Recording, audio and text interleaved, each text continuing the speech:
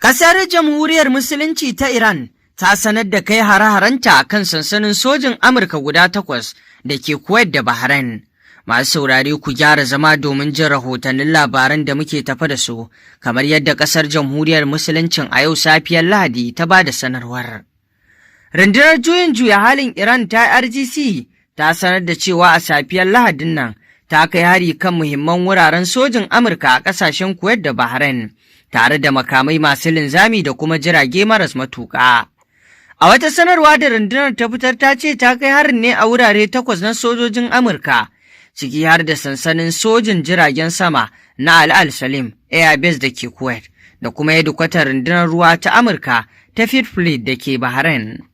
Rundunar ta RGC ta ce wannan hari martani ne ga hare-haren da Amurka ta kai a baya, sai dai har yanzu jami'an Amurka ba su yi tsokaci ba kan girman barnar da aka yi ko kuma yiwuwar asarar rayuka. Haka kuma RGC ta zargi Amurka da kai hari kan sansanin sojin ruwa na Iran guda 5.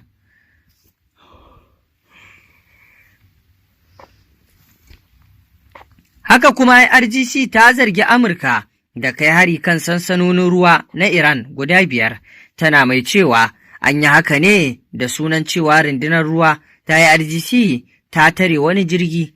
Sanarwar ta jaddada cewa bisa yarjejeniyar da aka cimma, Iran ce ke da alhakin kula da zirga-zirgar ruwa ta mashigar Hormuz, kuma daga yanzu rundunar RGC za ta ɗauki matakai masu tsauri kan duk wani jirgin ruwa wanda ya kasance ya karya doka. Wani jami'in Amurka ya tabbatar da harin Iran kan wuraren sojin ƙasar.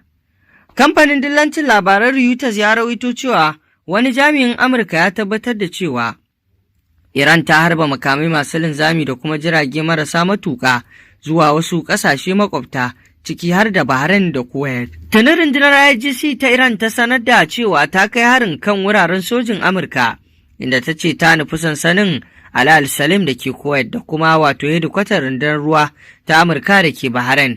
Rundunar ta ce ta kai waɗannan harare ne da makamai masu linzami da jiragen yaƙi marasa matuƙa. Ministan harkokin wajen ƙasar Iran Abbas Arachi a yau ɗin nan zai kai ziyara Iraq.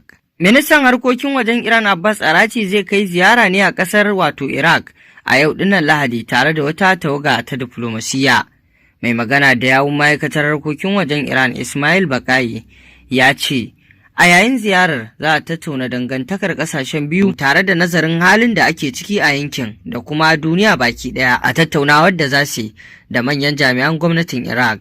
Ya ƙara da cewa ɓangarorin biyu za su yi musayar ra'ayi kan muhimman batutuwa da suka shafi siyasa da tsaro a yankin da kuma ƙarfafa gwiwa wato tsakanin Iran da kuma Iraq. To masu saurare rahotannin labarin kenan, ku ci gaba da bibiyar wannan tasha tamu domin samun rahotannin labarai kan abubuwan da ke faruwa.